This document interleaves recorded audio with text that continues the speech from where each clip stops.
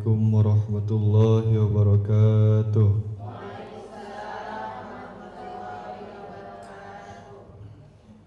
A'udzu billahi minasy syaithanir rajim. Bismillahirrahmanirrahim. Wa aqimus salata wa atuz zakata warka'u ma'ar raki'in.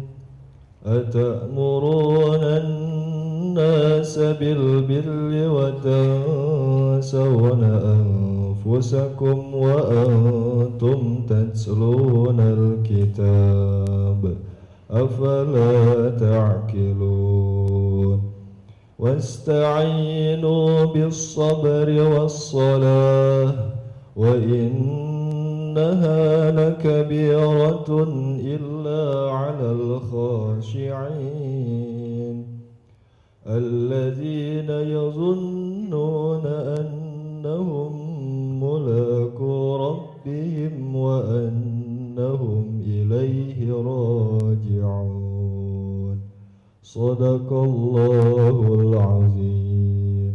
Assalamualaikum warahmatullahi wabarakatuh. Waalaikumsalam warahmatullahi wabarakatuh. Alhamdulillahirabbil alamin wa bihi nasta'in ala umurid dunya waddin.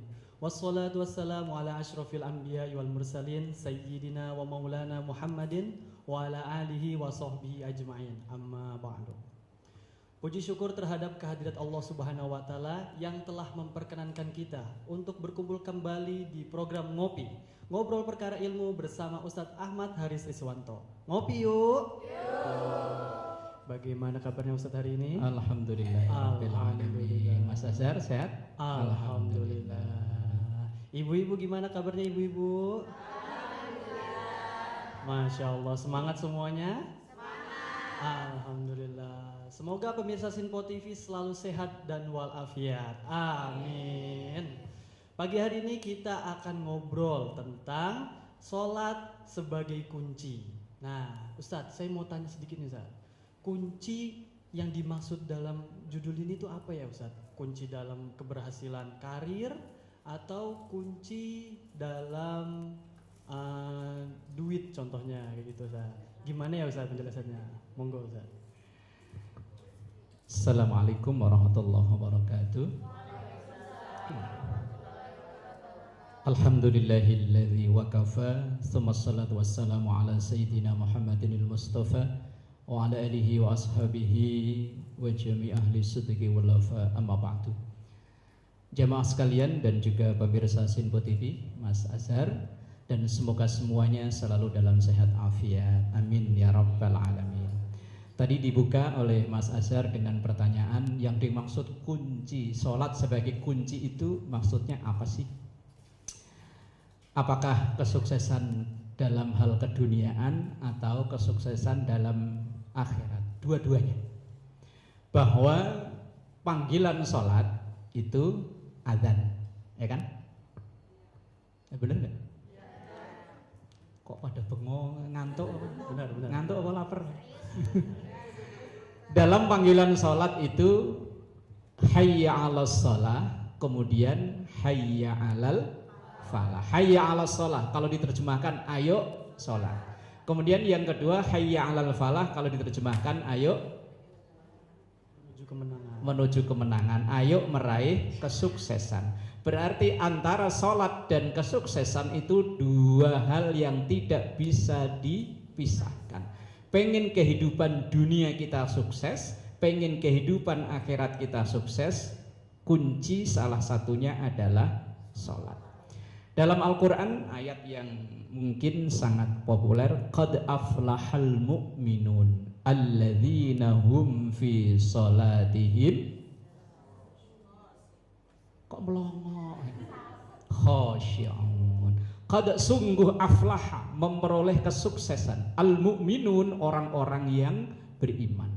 Apakah hanya orang iman? Enggak, yaitu alladzina hum fi sholatihim khasyi'un, yaitu orang-orang yang di dalam sholatnya serius dalam sholatnya. Khusyuk itu diartikan bukan berarti ketika sholat gak inget apa-apa, malah bahaya. Lah iya, orang sholat kok gak inget apa-apa itu ya bahaya. Wong rakaat itu ya harus ingat ya, habis ruku kemudian i'tidal ya harus ingat. Mosok gak, bukan. Khusyuk itu diartikan orang yang serius dalam sholatnya. Artinya orang yang pengen dunianya sukses ya sholatnya dibagusin.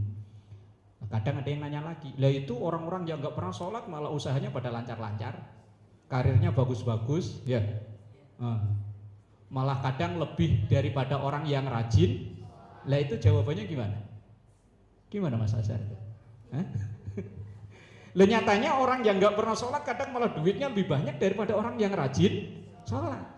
Orang yang nggak pernah sholat, jangankan sholat agama pun, wallahu alam, tapi usahanya, yang punya toko di depan-depan itu punya siapa? Apakah mereka pada rajin sholat? Lah itu pertanyaan, jawabannya gimana? Begini, sesuatu yang diberikan oleh Allah itu ada yang namanya istidraj. Istidraj itu segala kemudahan yang diberikan oleh orang yang kurang ajarnya kebangetan. Makanya kalau pengen sukses dalam arti duit banyak, usaha lancar, satu cara tapi yang enggak diridhoi oleh Allah, jadilah orang yang kurang ajarnya kebangetan. Tapi siapa yang mau? Pengennya kan enggak begitu ya. Nah, ada yang pemberian Allah itu namanya ma'unah, pertolongan. Makanya wasta'inu bis-sabri.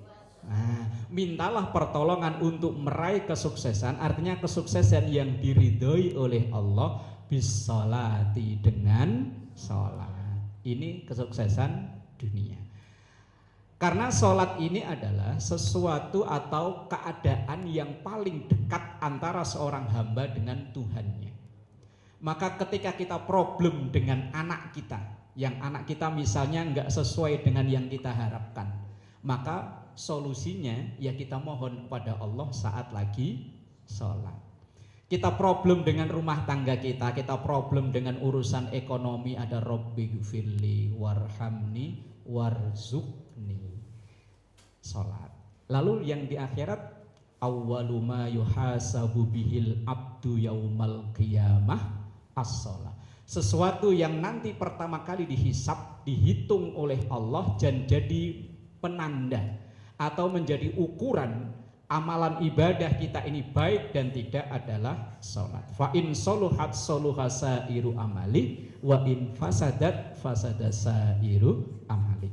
Kalau pengen sholat kita atau amalan kita ini semuanya baik, maka sholatnya diperbaiki. Tapi kalau sholat kita udah rusak, amburadul nggak karuan, maka ibadah yang lain pun ikut rusak, amburadul nggak karuan. Maka salah satu ibadah yang tidak bisa ditawar asal akal masih sehat adalah sholat. Kalau puasa bisa ditawar, sakit boleh nggak puasa?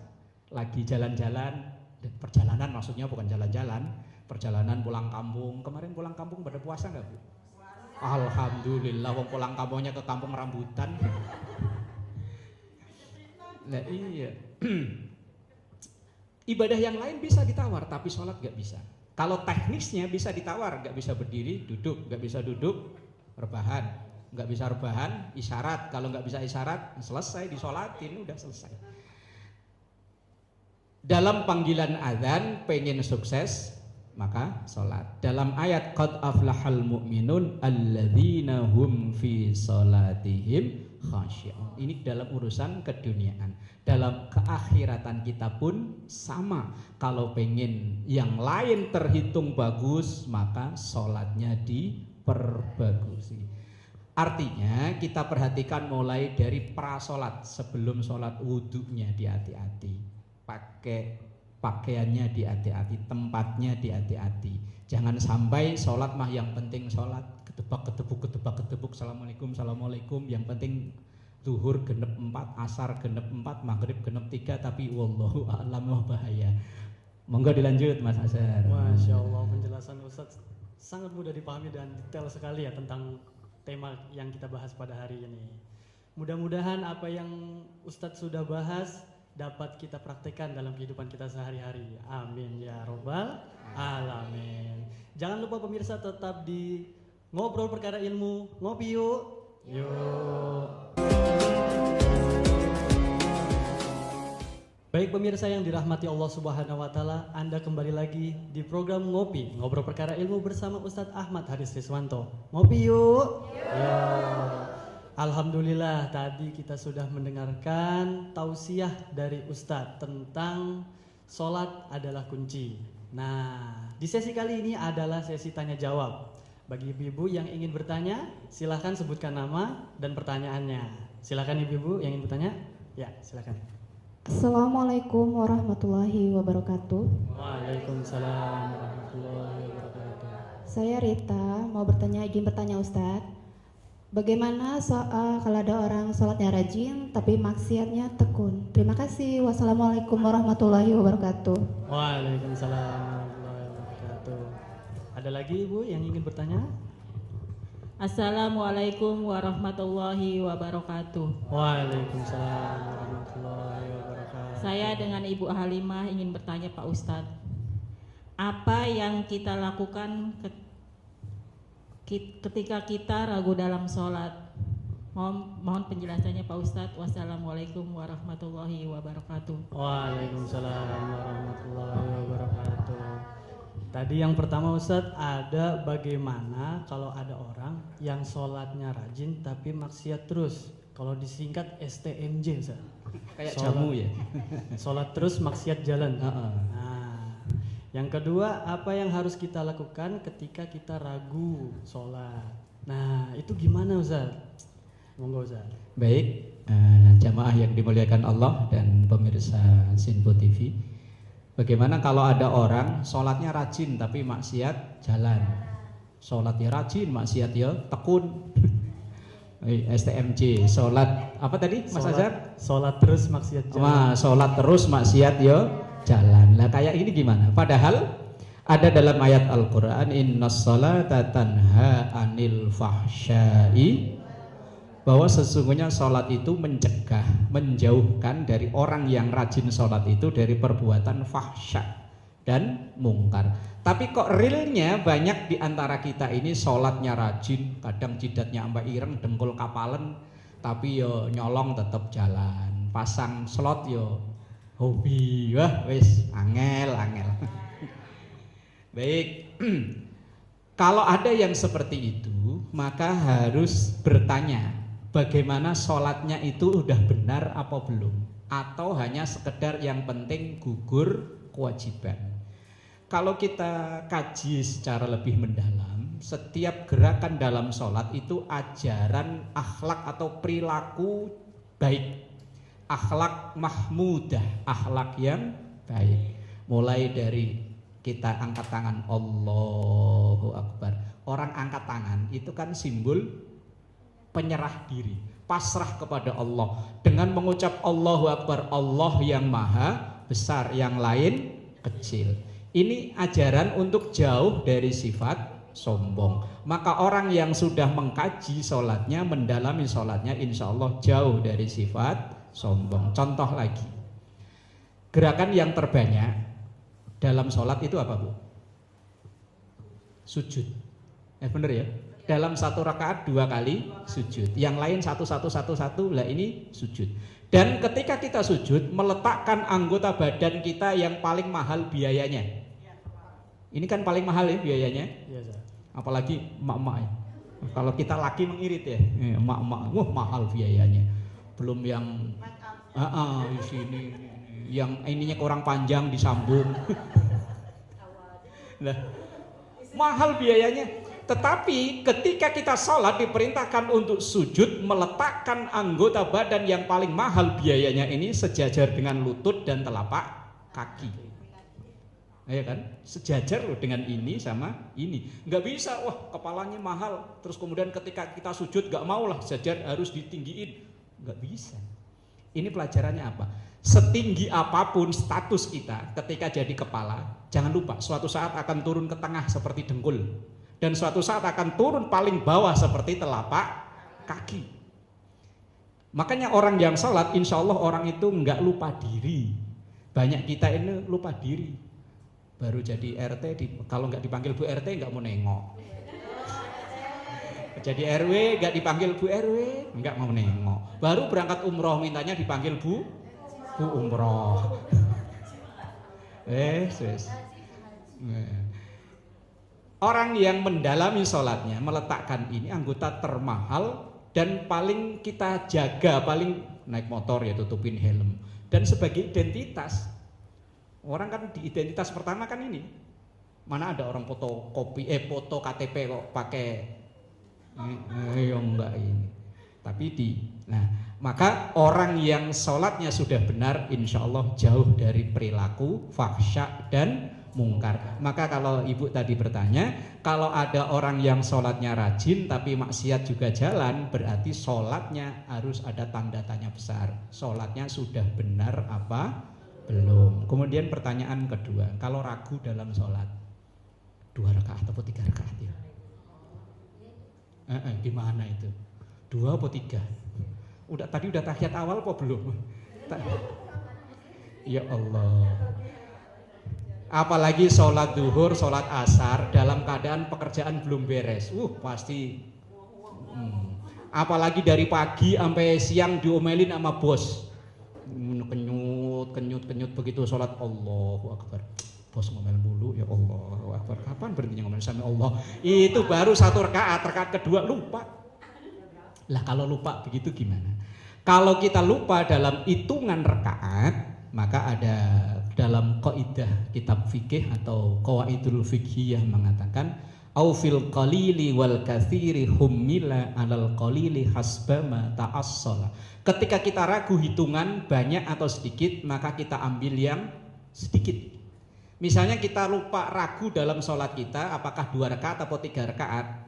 Walaupun aslinya sudah 3 rakaat, maka yang kita pilih yang 2. Lah terus nanti sebelum salam kita tambah dengan sujud sahwi. Lah kalau sujud sahwinya lupa juga gimana? Lah kan masih kepikiran tadi pagi diomelin bos mulu. Sujud sahwinya lupa juga. Gimana sholatnya? Lanjut apa? Kalau ingat sujud sahwinya itu durasi waktunya atau jedanya enggak panjang. Assalamualaikum, salam astagfirullah. Oh iya sujud sahwi lupa, langsung sujud. Tapi kalau sudah jedanya jauh, mukena udah dibuka, udah ke dapur, tempe udah dipotong-potong. Nah sujud sahwi nggak perlu pakai mukena lagi, yowis. Makanya diistighfari. Maka perintah yang diajarkan selesai sholat bukan alhamdulillah, astagfirullah. Karena betapa banyaknya kelalaian yang kita lakukan di dalam sholat. Allahu Akbar, tadi perasaan bawa uang 200.000 ke pasar, Allahu Akbar. Kok sisanya cuma 3.000, beli apa aja ya? Allah, itu kita. Makanya selesai sholat astagfirullahaladzim. Lah kalau itu ragu dalam hitungan rakaat. Kalau ragu-ragu yang lain pun sama, kita tambal atau kita tutup dengan sujud sahwi. Lah setelah itu ajarannya dibanyakin istighfarnya. Kalau para ulama sih banyak mengajarkan pada kita sebelum sholat kita baca ta'awud untuk menghindari was-was, atau baca An-Nas alladzi yuwaswisu fi sudurin nas minal jinnati. Kita mohon pada Allah supaya terlindungi, dijauhkan dari kul a'udzu birabbin nas, dari gangguan setan. Kita mohon perlindungan kepada Allah yang setan itu memasukkan rasa was-was dalam diri ini. 2 rakaat atau 3? Tadi udah tahiyat awal apa belum? Tadi kunut apa belum? Was-was di sini. Lah yang menjadikan kita was-was itu kadang dari minal jinnati, bangsa jin yang kita nggak ngelihat, tapi kadang juga wanas dari bangsa manusia. Allahu Akbar. Mukenanya bagus. Lupa tuh rakaat. Begitu Allahu Akbar, anak kecil teriak di belakang. Nah, itu kadang dari bangsa manusia. Wallahu a'lam bishawab. Monggo Mas Azhar dilanjut. Masya Allah Ustaz. Tadi sudah dijelasin Kalau ada orang yang sholat terus tapi maksiat jalan, berarti ada pertanyaan dalam sholatnya. Yang kedua tadi tentang kalau kita ragu ya Ustaz. Nah kalau ragu berarti pilihlah rakaat yang Sedikit. paling kecil. Seperti itu. Kita rehat dulu Ustaz. Silakan. Baik pemirsa Sinpo TV, jangan kemana-mana, tetap di Ngobrol Perkara Ilmu, ngopi yuk.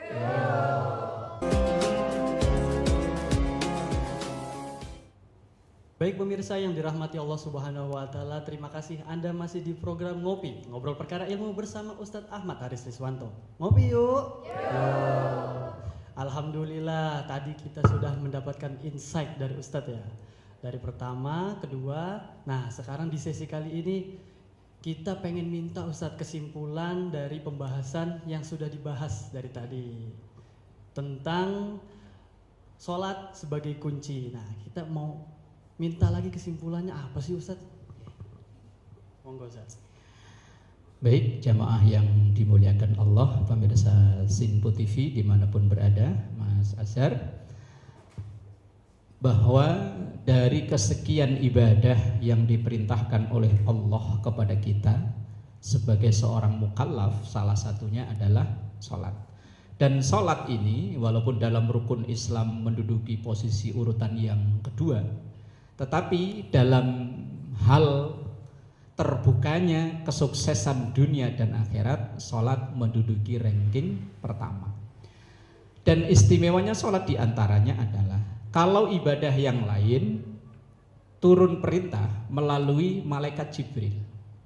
Allah memerintahkan malaikat Jibril diturunkan pada Nabi Muhammad, baru diperintahkan kepada umatnya.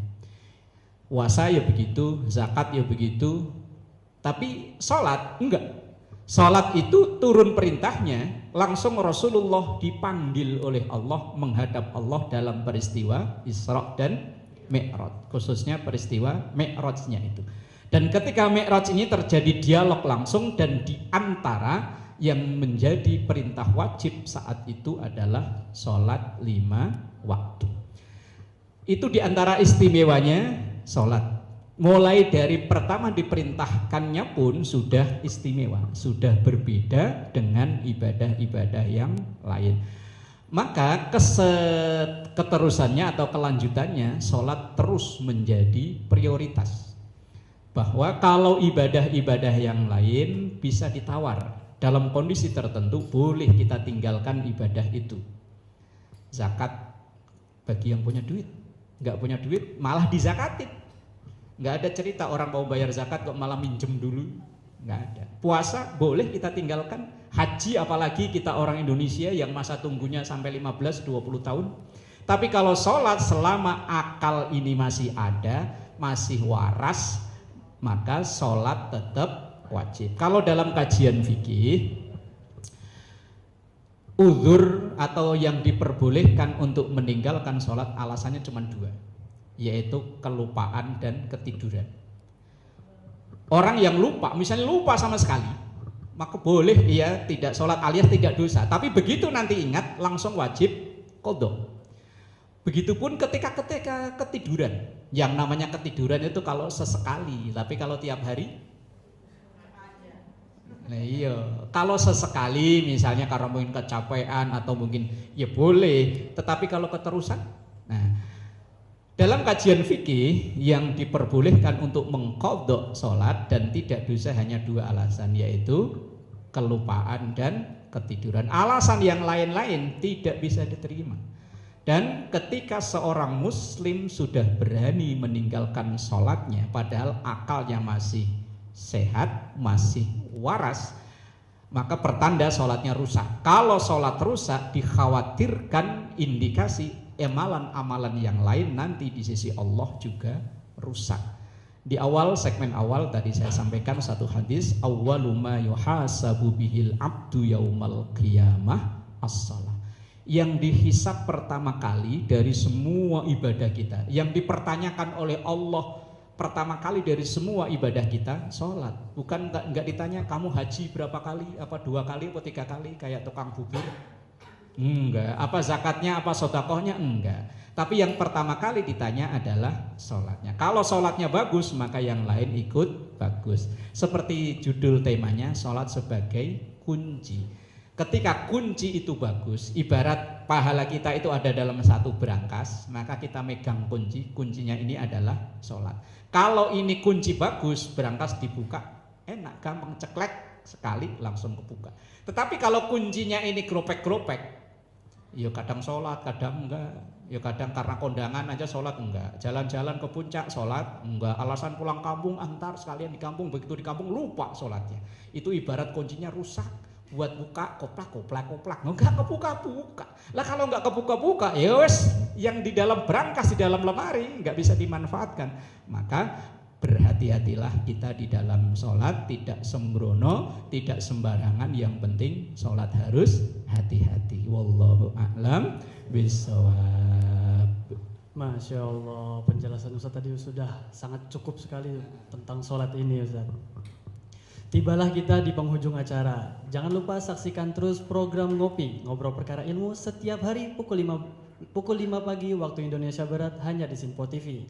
Sebagai penutup, kita akan berdoa bersama yang akan dipimpin oleh Bapak Ustaz. Saya Azhar dan kru yang bertugas pamit undur diri. Wassalamualaikum warahmatullahi wabarakatuh. Astaghfirullahaladzim lakal ma'bud ya dzal jalali wal ikram. Alhamdulillahi rabbil alamin. Allahumma salli ala sayyidina Muhammad wa ala ali sayyidina Muhammad.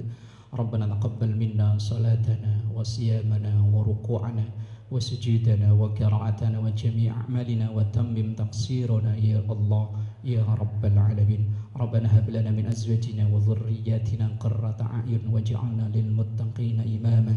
Allahumma ij'al jam'ana hadza jam'an marhuma wa tafarruqana min ba'dihi tafarruqan ma'suma. Rabbana atina fid dunya hasanah wa fil akhirati hasanah wa qina adzaban nar. Sallallahu ala sayyidina Muhammad wa ala alihi wa sahbihi wa sallam. Walhamdulillahi rabbil alamin. Wassalamualaikum warahmatullahi wabarakatuh. Waalaikumsalam warahmatullahi wabarakatuh. Astaghfirullah Rabbal baraya. Astaghfirullah minal khataya. Astaghfirullah Rabbal baraya. Astaghfirullah minal khataya.